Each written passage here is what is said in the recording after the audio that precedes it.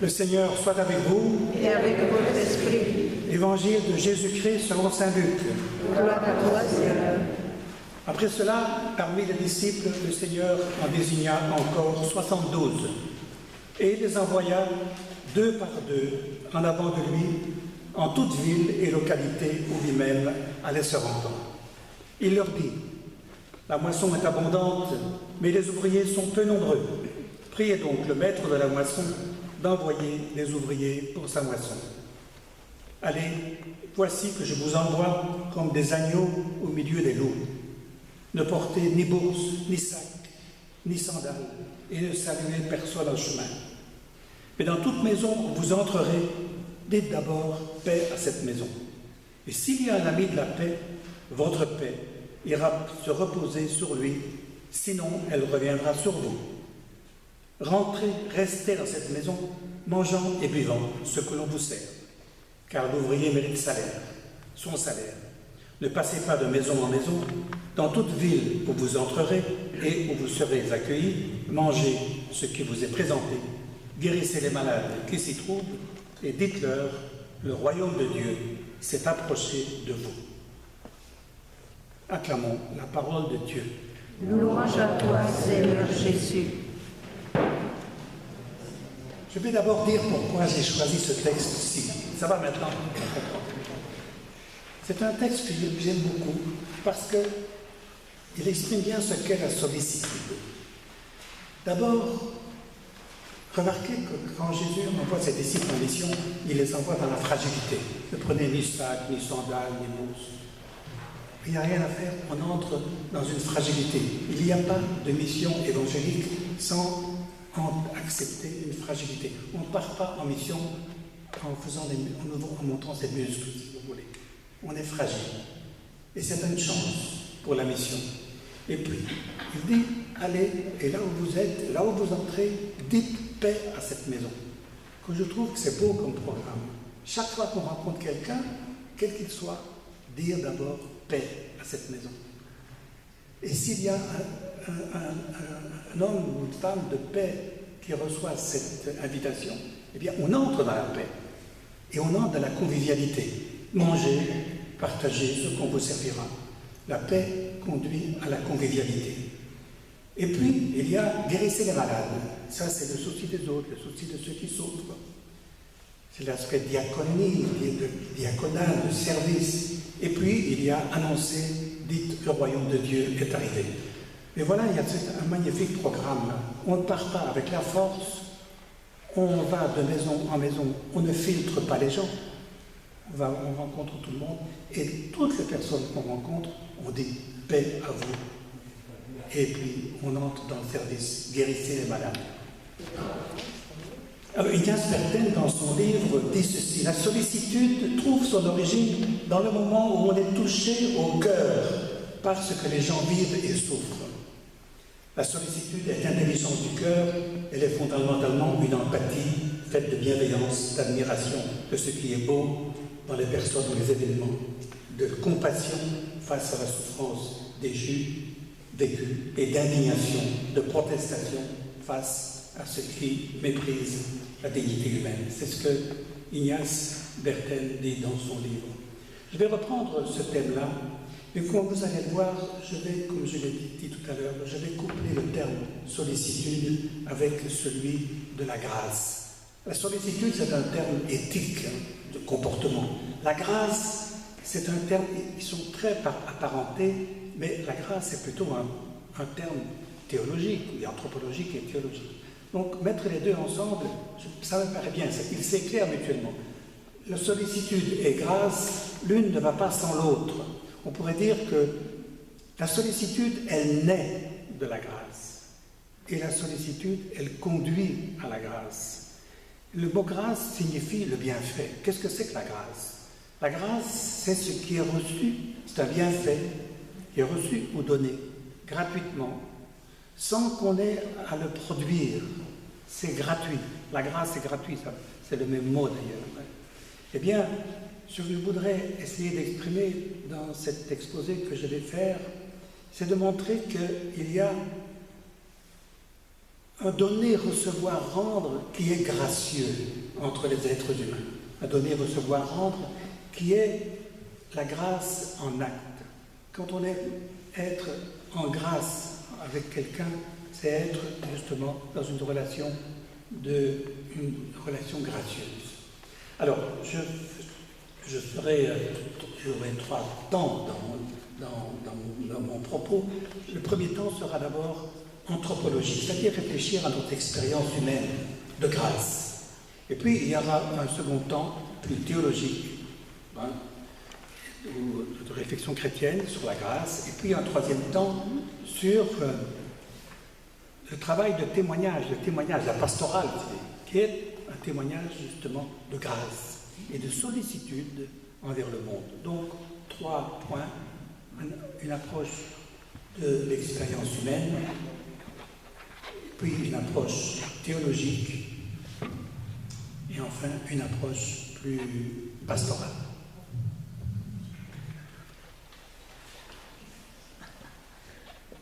Ça va? Vous me comprenez? Je ne sais pas comment faire mieux. Le plus près possible. Alors,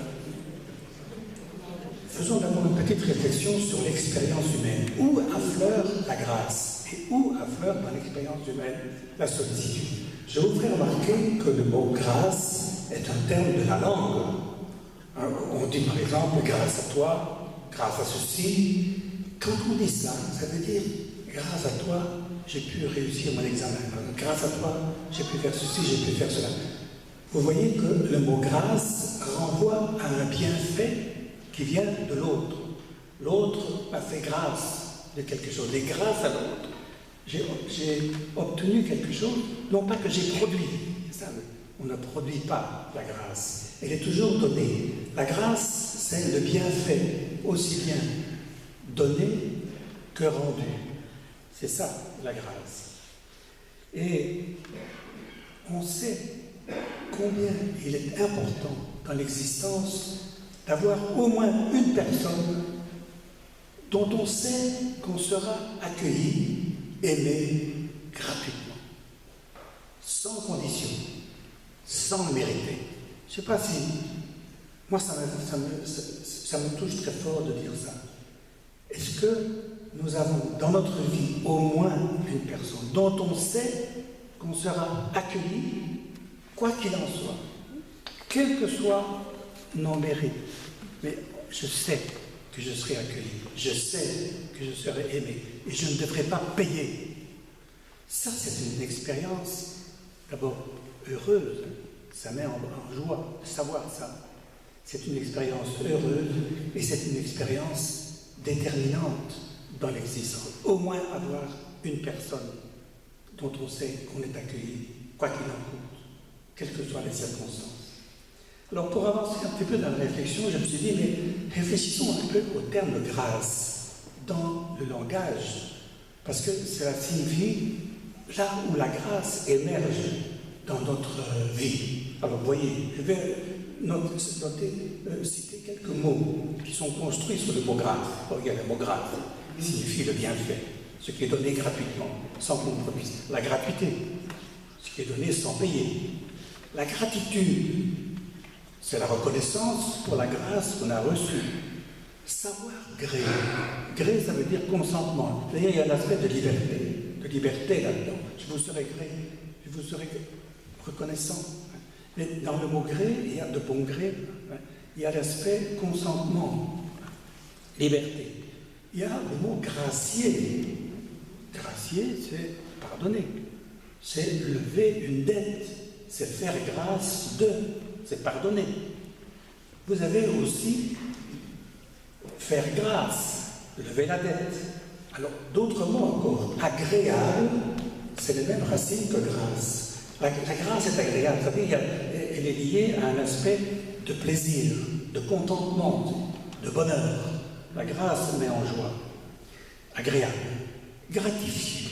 Gratifier, c'est donner quelque chose qui n'est pas dû. Par-dessus le marché, c'est pas dû.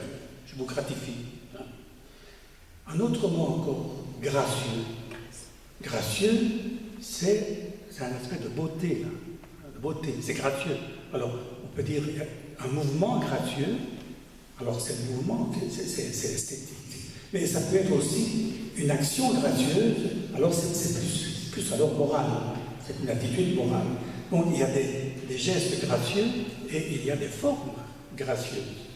Il y a encore un mot, le mot gracile.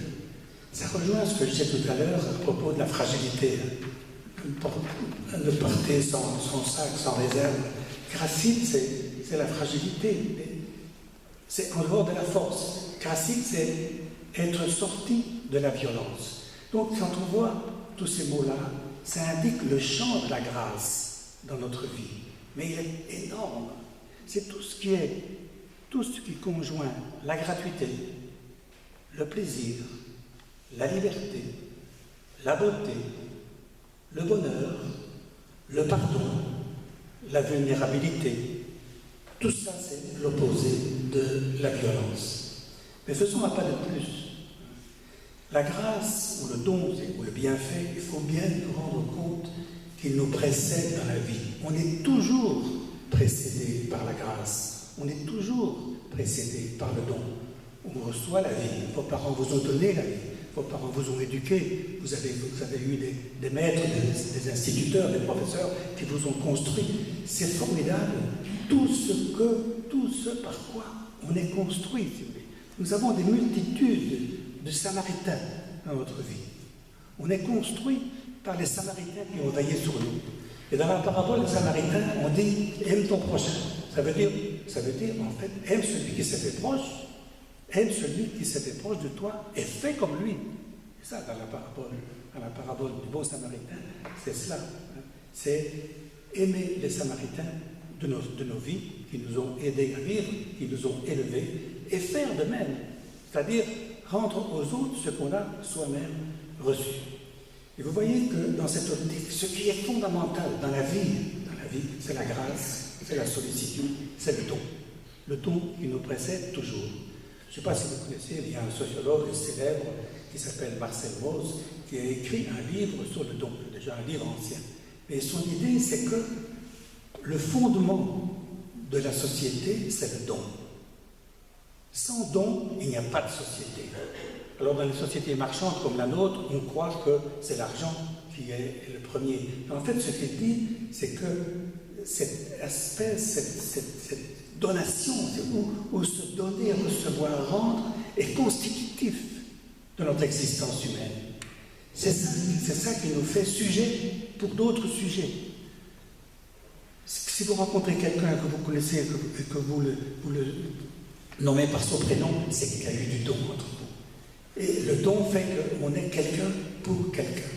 C'est très important, cela.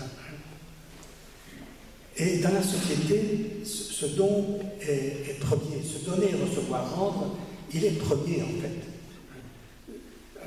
Par exemple, dans les familles. Oui, dans les familles, on échappe à l'aspect commercial, où on ne calcule pas. Dans le bénévolat, dans le champ de l'amitié, dans le don humanitaire, dans le don du sang, par exemple. On est entouré de dons, en fait. On ne se rend pas compte, mais on est entouré de dons, et c'est ça qui nous constitue. Malheureusement, on croit que tout est commercial, ou que la société est d'abord marchande. Non, il y a une couche humaine plus profonde que cela, qui est le don. Et surtout, ce don est réactivé quand on connaît le danger, par exemple. Vous voyez, par exemple, les catastrophes qui arrivent, quand il y a eu la catastrophe des inondations, du côté de Verdier, vous voyez là, le don qui arrive. Vous voyez la guerre en Ukraine, et puis ça suscite les dons. Il y a, en 1998, il y a eu au Québec une tempête dite de verglas. Il a plu, puis il a gelé, et l'eau sur les câbles électriques gelant, tous les câbles électriques ont coulé, sont cassés. Plus de chauffage. Que faire? L'État était impuissant. Il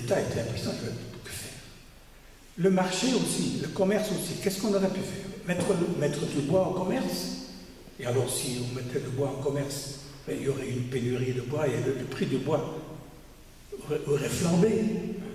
Donc, ni l'État, ni le marché n'ont solutionné le problème. Et qu'est-ce qui a solutionné le problème? Le don. On a commencé à distribuer le bois gratuitement. Et on a permis ainsi aux gens de se chauffer et de surmonter la crise avant les réparations, bien entendu. Et vous voyez, quand on est dans des phases de crise, dans des phases de crise, de mort, de catastrophe, eh bien, ce don qui nous constitue, eh bien, est réactivé et réapparaît. Je vais encore dire un petit exemple, le cadeau. Le cadeau, c'est merveilleux parce que quand on fait un cadeau, que ce soit un cadeau de grand prix ou de petit prix, peu importe, parfois on fait des petits cadeaux qui sont merveilleux.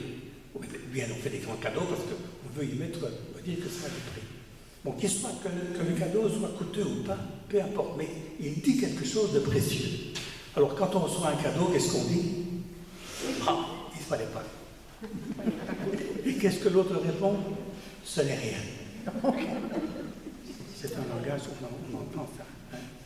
Il ne fallait pas, ce n'est rien. C'est un mensonge, bien entendu. C'est un mensonge. Et tout le monde sait que c'est un mensonge. Tout le monde le sait. Mais quel est le sens de ce mensonge? C'est de dire, voilà, il y a un échange, mais ça ne pèse pas. Tu rendras ce que tu veux, comme tu veux, quand tu veux, de la manière que tu veux. C'est un don qui rend libre, qui ne pèse pas, qui ne fait pas de l'autre son obligé, si vous voulez. Alors, le petit dialogue menteur que l'on dit, oh, il ne fallait pas, ce n'est rien, il ne fallait pas, c'est un mensonge, mais c'est un mensonge, vous comprenez, mais qui rend libre. C'est-à-dire qui fait que le don est véritablement libre. On n'est pas obligé de rendre, et si on rend, ce sera gratuit comme le don. Bien sûr, je vais arrêter la question, l'aspect anthropologique, mais vous voyez qu'ici, il y a des choses qui sont très importantes qui se jouent là. Le don est fondamental dans l'existence humaine. Et c'est la sollicitude, c'est le don. Maintenant, j'aborde le deuxième point, l'aspect théologique. Le christianisme est un mystère de grâce. La grâce de Jésus notre Seigneur, l'amour de Dieu le Père et la communion de l'Esprit Saint soit toujours avec vous. Ça commence comme ça. Dans l'évangile de Jean, nous avons reçu grâce après grâce. La grâce et la vérité sont venues de Jésus-Christ. Donc, le christianisme, c'est un mystère de grâce, c'est-à-dire de dons gratuits qu'on n'a pas à payer, qu'on n'a pas à mériter. On le reçoit et ça nous met en joie. Alors, qu'est-ce qui est donné finalement? Alors, je reviens à ce que je disais tout à l'heure. La grâce, c'est lorsque je sais que de quelqu'un, je serai toujours accueilli, aimé, sans condition. Eh bien, la merveille du christianisme, l'inouï de l'Évangile, c'est de dire que Dieu est pour nous grâce. C'est-à-dire qu'on peut s'approcher de Dieu, qui que l'on soit, bon ou mauvais, de la première ou de la dernière heure, peu importe. On sait qu'on sera accueilli sans condition, sans mériter, sans devoir payer. Et ça, c'est un trésor, d'autres termes, c'est un trésor méconnu peut-être, et on en a mal parlé, mais c'est ça finalement que les messages chrétiens nous disent. C'est l'amour de Dieu qui est poussé jusqu'à l'extrême. Et rien, comme dit saint Paul, rien ne pourra nous séparer de l'amour de Dieu. Ni les puissances, ni les dominations, ni mort, ni vie. Personne, ni même mon péché. Parce que c'est ça aussi. Mon péché ne me sépare pas de l'amour de Dieu. Je serai toujours aimé par Dieu. Et est-ce que Dieu pardonne? Il n'était pas un moment où Dieu ne pardonnait pas et un moment où il pardonne. Comme si à un moment donné, je demandais « Hé Dieu, convertis-toi ». Non, on ne va pas demander à Dieu qu'il se convertisse. Donc, dans le sacrement, par exemple, ou la réconciliation, on ne demande pas à Dieu qu'il nous pardonne. Il nous pardonne. Mais on s'ajuste à ce pardon. C'est ça, la démarche pénitentielle. Ce n'est pas implorer Dieu pour qu'il change et pour qu'il devienne bon. On ne demande pas à Dieu de dire bon, il est bon. Mais on s'ajuste à cette bonté-là. Et c'est cette bonté-là qui nous rend justes. C'est ça le mystère de l'amour de Dieu. Mais il y a encore, là où le péché a abondé, la grâce a surabondé. C'est ça. Le péché qui a abondé sur la croix, c'est la violence. C'est la violence sur la croix. Et Jésus a subi cette violence. Et en subissant cette violence, sans répondre à la violence par la violence, bien, il a vaincu le mal. Il en est mort, bien entendu. Mais en faisant ça, il détrône le mal. C'est ça le mystère de la croix. Il en est blessé à mort, mais en étant blessé à mort par le mal, il le détrône. C'est ça la victoire de la croix. Là où le péché a abondé, la grâce a surabondé. Donc ça nous invite à avoir foi à un amour de Dieu infini, qui n'a pas de limite. Mais nous mettons, c'est peut-être la chose la plus difficile pour les chrétiens. Parce que, pour les chrétiens ou pour les êtres humains, on met toujours inconsciemment des réserves à l'amour de Dieu. On imagine que Dieu est comme nous, avec tous nos défauts. Alors on imagine Dieu comme ça, et on met toutes sortes de réserves à son amour. Oui, je t'aime si, je t'aime si, etc.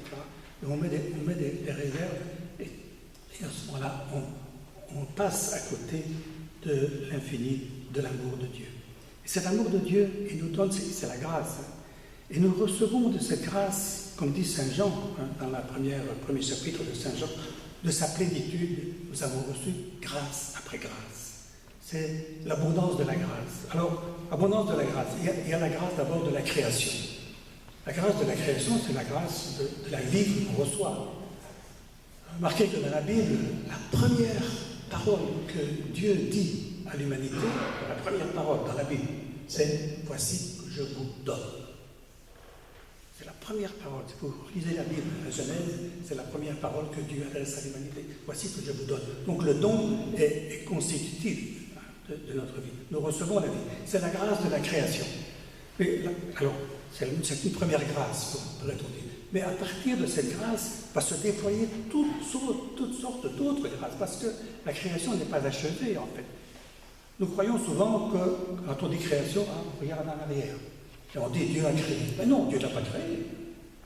Dieu n'a pas créé, Dieu crée, et Dieu créera encore. Ça veut dire que la grâce de la création, c'est une grâce de la création qui continue, qui se reprend, qui se relance constamment, si vous voulez. Alors ça change tout, parce qu'alors à ce moment-là, si on voit les choses ainsi, la grâce de la création, elle n'est pas derrière nous, elle est devant nous. Elle est devant nous. Notre véritable création, elle est encore à venir, en d'autres termes. Et ça, c'est vrai pour l'humanité entière, ce n'est pas uniquement pour les chrétiens. La grâce, la création, elle est en devenir, comme le dit Saint Paul, ce que nous avons vécu, et ce que nous avons connu, et sans commune mesure par rapport à ce qui vient. Et la création gémit dans les douleurs de l'enfantement. Vous voyez que ça inverse notre regard sur les choses. Il y a la grâce de la création, il y a la grâce de la recréation. C'est la puissance créatrice de Dieu qui est toujours à l'œuvre dans la création elle-même. Et c'est une puissance créatrice et recréatrice. Ça veut dire que la grâce de la résurrection, elle travaille dans la création elle-même. Je ne sais pas si vous avez déjà réfléchi à ça, mais la grâce de la recréation, de la création, de la recréation, elle travaille dans l'œuvre créée elle-même. C'est comme ça que, bien sûr, on meurt, bien sûr. Mais cette vie mortelle que nous connaissons, elle est travaillée par une puissance de recréation.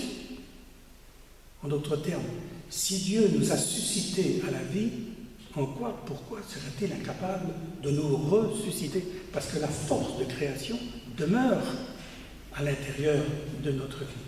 C'est comme ça qu'on peut dire que nous ne sommes pas des êtres vivants dont l'horizon est la mort. Nous ne sommes pas des êtres vivants dont l'horizon est la mort. Nous sommes des êtres mortels dont l'horizon est la vie.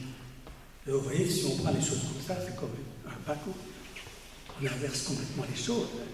Notre vie est encore à venir. Donc, nous avons reçu de Dieu grâce après grâce, la grâce de la création, la grâce de la recréation. Et c'est vrai pour tous, ce n'est pas réservé aux chrétiens. C'est la grâce qui est donnée à l'humanité entière par la puissance de Jésus-Christ. Parce que le Créateur, c'est le Dieu créateur, c'est le Dieu Trinité. Et le Fils et le Saint-Esprit sont aussi créateurs. Donc, cette grâce de la création, elle est déjà en Christ. Et donc, il y a la grâce de la création, il y a la grâce de la recréation qui nous permet d'espérer la vie éternelle. C'est une grâce supplémentaire, hein, c'est la grâce de la recréation. Et puis, il y a encore une autre grâce. Il y en a beaucoup, hein. Enfin, il y a au moins encore celle-ci, c'est la grâce de le savoir. Il y a la grâce de la création, il y a la grâce de la recréation pour tous, sans exclusive. Et puis, il y a encore la grâce de le savoir, de le reconnaître, de le vivre. Mais si cela est vrai, alors vous voyez que nous avons à rendre les choses, c'est-à-dire à témoigner de cela. Et j'arrive à mon troisième point, j'ai combien de temps encore?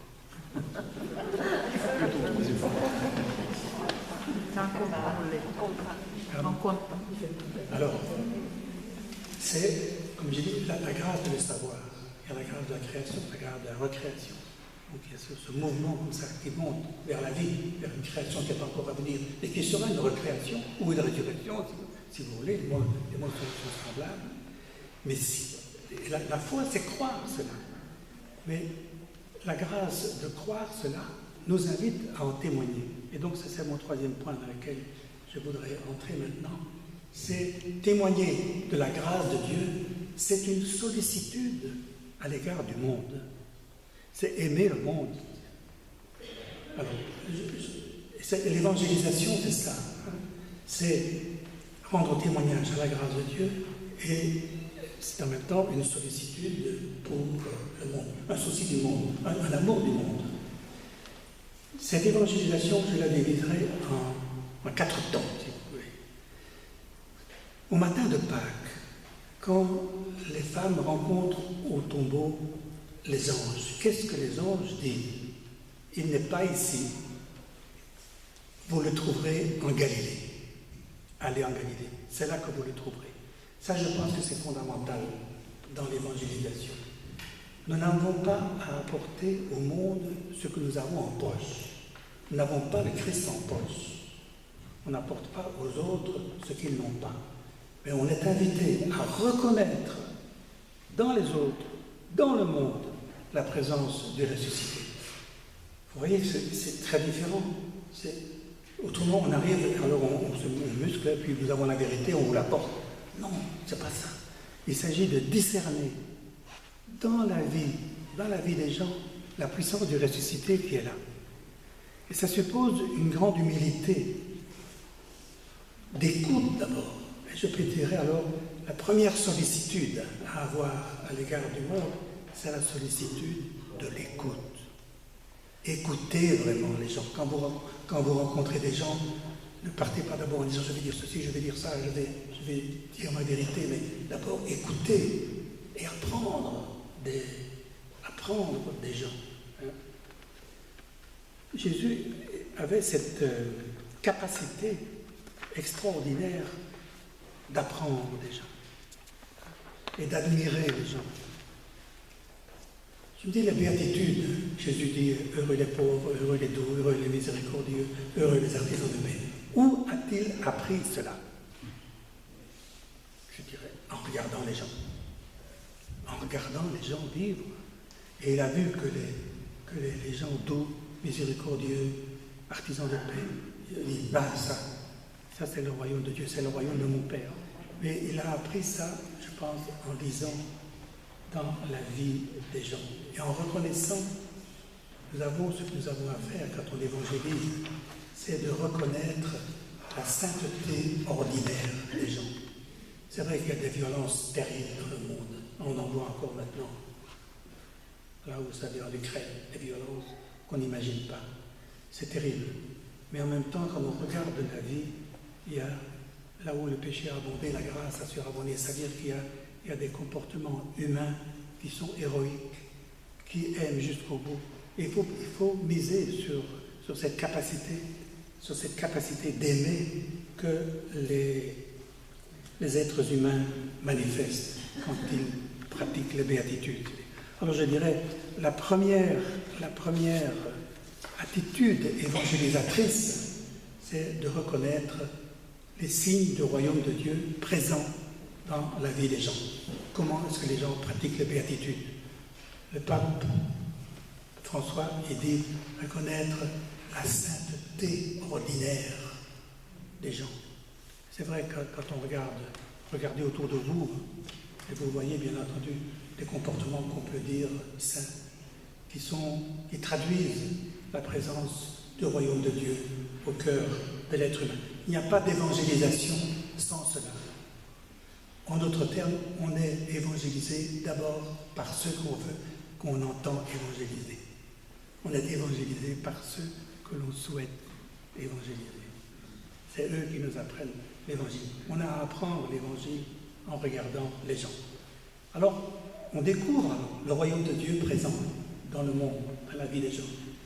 Et découvrant alors le royaume de Dieu dans la vie des gens, il faut rejoindre, bien entendu, de toutes ses forces ce royaume de Dieu, c'est-à-dire aimer à notre tour, aimer au nom de Jésus-Christ. Alors là, vous avez tout l'aspect de charité à laquelle nous sommes invités. C'est la charité, en effet, c'est la charité que nous avons comme premier témoignage. Être soi-même charitable, être engagé pour un monde meilleur, pour plus de justice, pour pour moins de pauvreté, pour moins de violence. Là, vous avez tout l'aspect d'engagement des aides des chrétiens. Cet engagement-là, il est premier. Avant même d'annoncer, il faut aimer.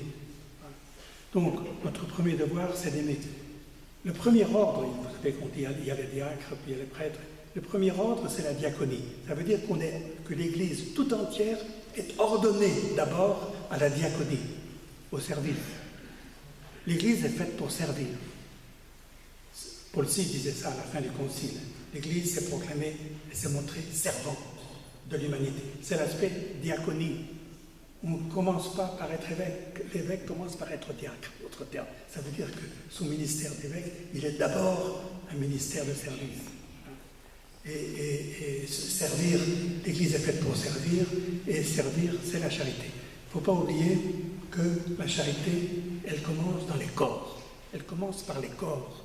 Parce que la charité, ça se ressent dans les corps. Quand vous voyez quelqu'un de charitable, vous voyez une action charitable, vous le ressentez. Vous ne le ressentez pas nécessairement intellectuellement, mais vous le ressentez dans votre chair. Eh bien, je dirais, fondamentalement, l'évangélisation, elle commence par les corps. Parce que la charité, elle se ressent. C'est la charité des œuvres. Et c'est le premier devoir des chrétiens.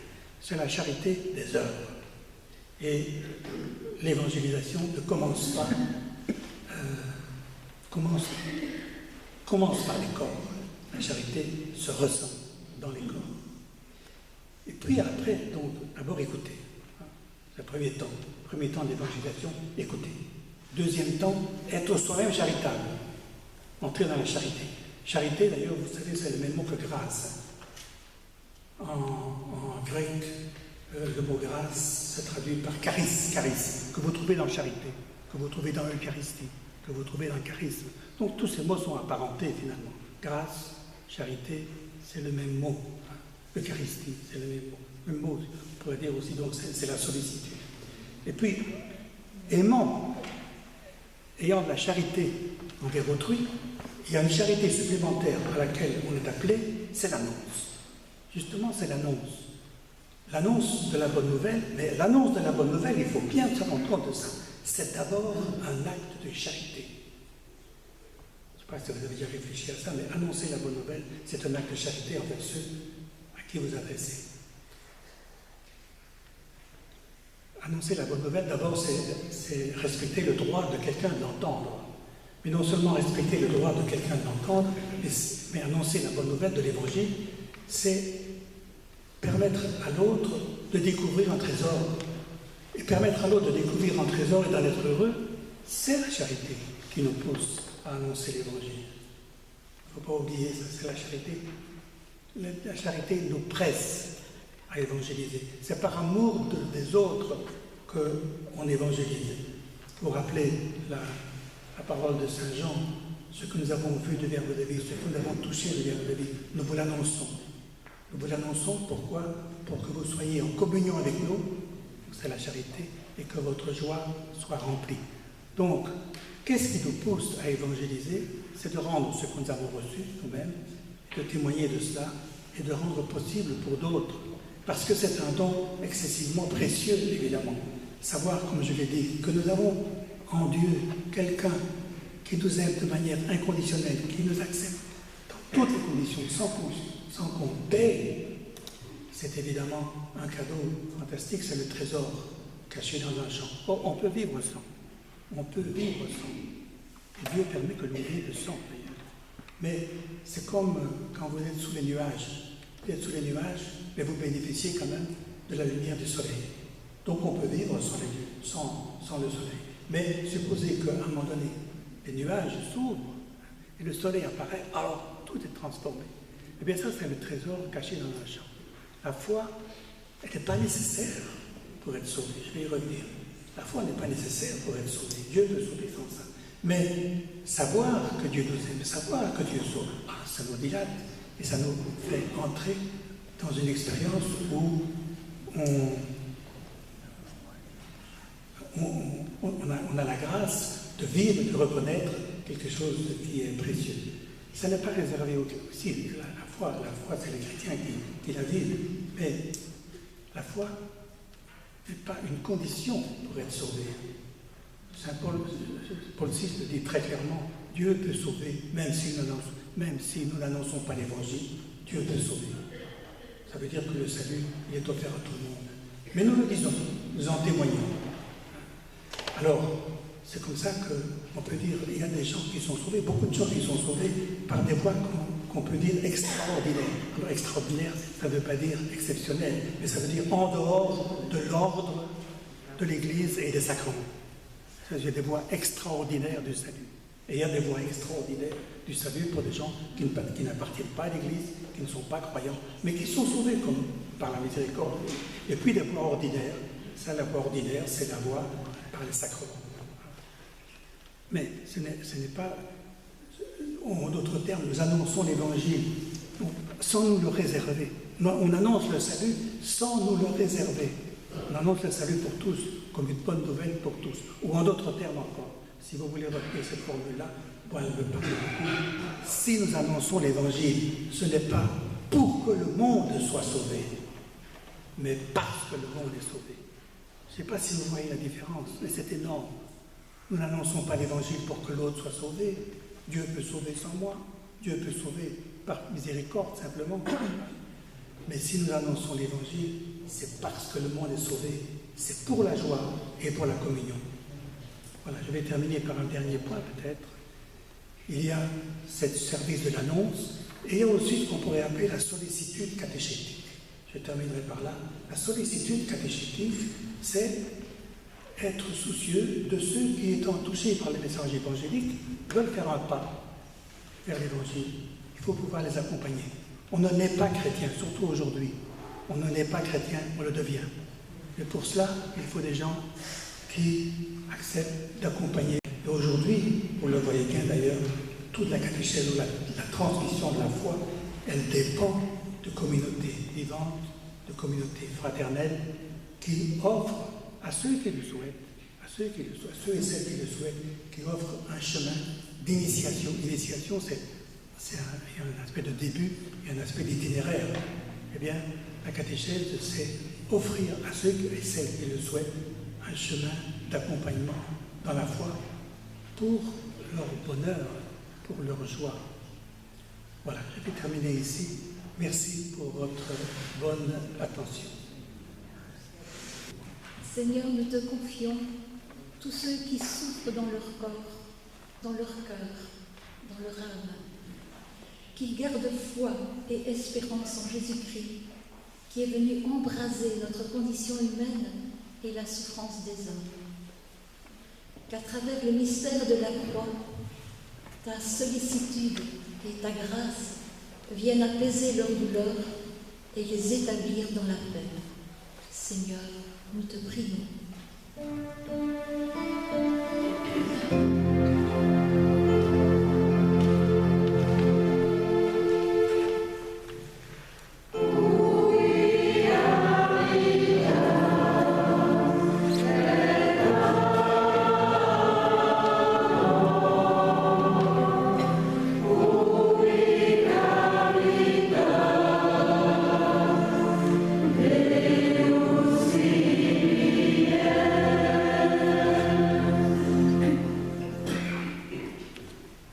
Le personnel médical, les bénévoles au service des malades, les aidants, entends notre prière, Seigneur. Donne-leur la force, la patience, la sollicitude, la douceur dans leur délicate mission. Envoie-leur ton esprit pour guider leurs paroles et leurs actes. Pour la paix dans le monde, que la paix triomphe enfin et que les mots division, haine et guerre soient bannis du cœur de chaque homme et de chaque femme. Seigneur, désamorce la violence de nos langues et de nos mains.